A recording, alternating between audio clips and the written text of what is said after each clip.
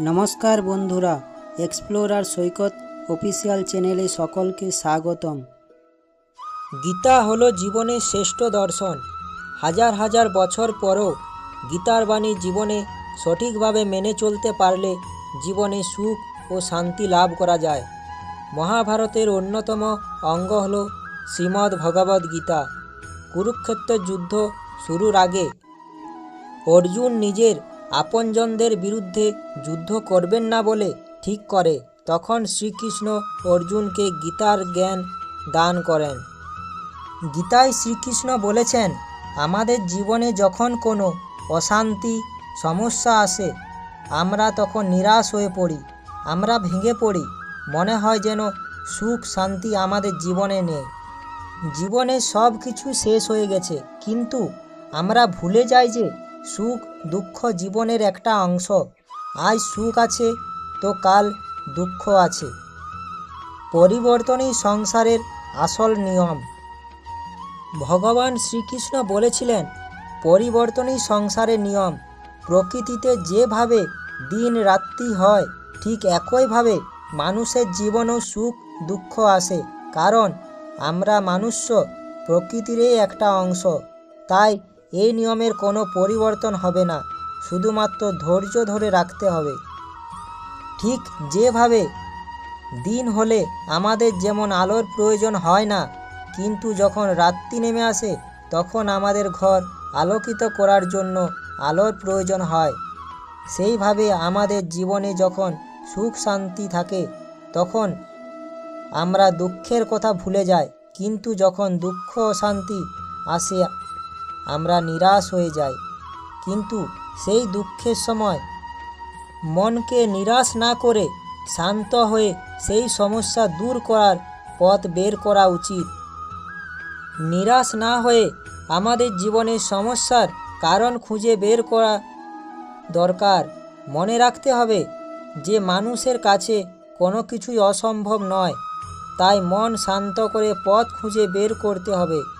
শ্রীকৃষ্ণ অর্জুনকে একটি সত্য ঘটনা বলেছেন, একটি ছোট্ট বালকের কথা। সে কিভাবে সমস্যার সমাধানের চেষ্টা করেছে এবং তার অসুস্থ বাবাকে সাহায্য করেছে সব জানতে পারবেন।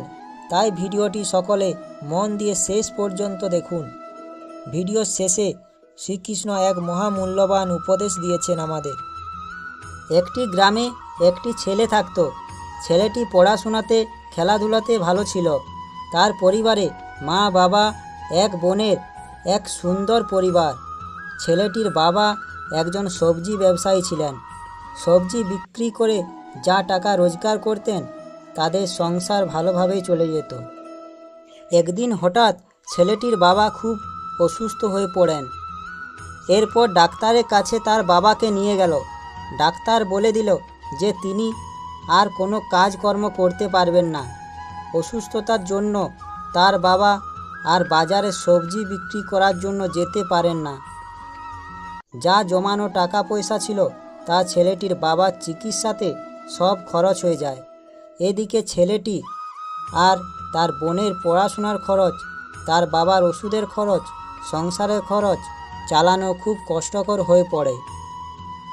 তাদের এতই খারাপ অবস্থা হয়ে পড়ে যে কোনো উপায় না দেখে ছেলেটির মা প্রথমে পাড়া প্রতিবেশীদের ও আপনজনদের কাছ থেকে টাকা ধার নেন। তারপর আর কেউ টাকা ধার দিবে না বলে জানিয়ে দেয়। এতে ছেলেটির পড়াশোনা তো দূরের কথা, ঘরে একবেলা খাবার জোগাড় করাও কষ্টকর হয়ে পড়ে। ছেলেটির পড়াশোনার প্রতি খুব আগ্রহ ছিল, কিন্তু তার এই অভাব অনটনে পড়াশোনা বন্ধ হয়ে যাবে তা সে মেনে নিতে পারছিল না। তাই সে মনে মনে এই সমস্যাটি থেকে বের হওয়ার পথ খুঁজছিল। সে সব সময় বসে বসে চিন্তা করতে থাকে ও ভাবে কি করা যায়।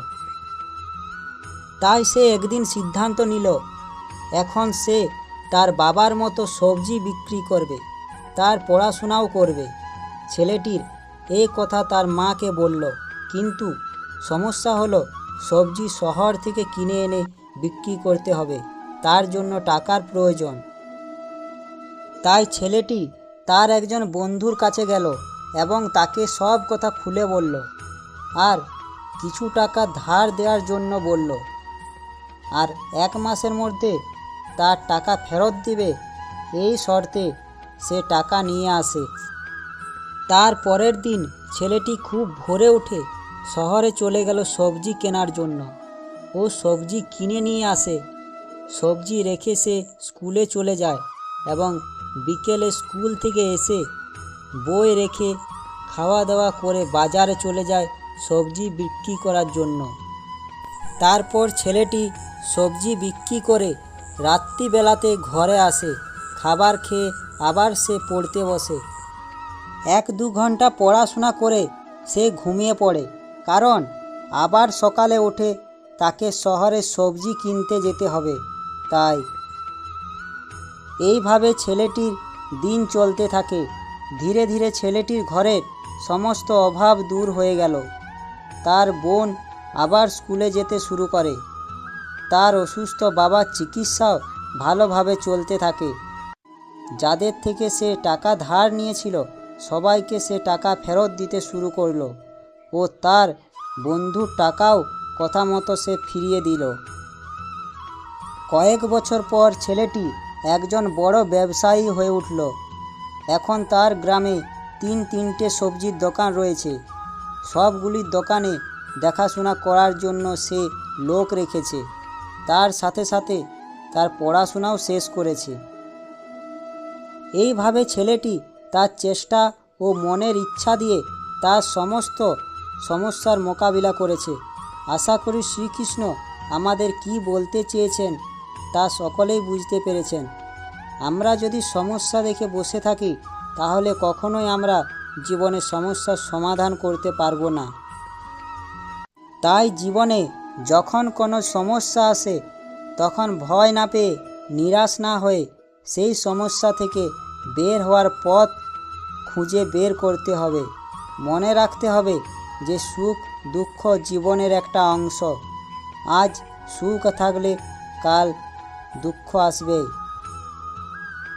যদি কোনো ঘটনাতেই মানুষ ভয়প্রাপ্ত হয়ে পড়ে তবে তার পরাজয় হবেই। আর যে মানুষ সব হারিয়েও শান্ত আর একাগ্র থাকে সেই জয়ী হয়। তাই সব সময় মনকে শান্ত রাখুন ও এইভাবে সব সমস্যার সমাধান পাওয়া যাবে। আশা করি শ্রীকৃষ্ণের বাণীটি শুনে আপনাদের ভালো লাগবে। শ্রীকৃষ্ণের বাণীটি দেখে ও শুনে ভালো লাগলে আমার চ্যানেলটা সাবস্ক্রাইব ও লাইক করার অনুরোধ রইল। শ্রীকৃষ্ণের বাণীটি সকলের কাছে পৌঁছেও দেওয়ার অনুরোধ রইল। ধন্যবাদ।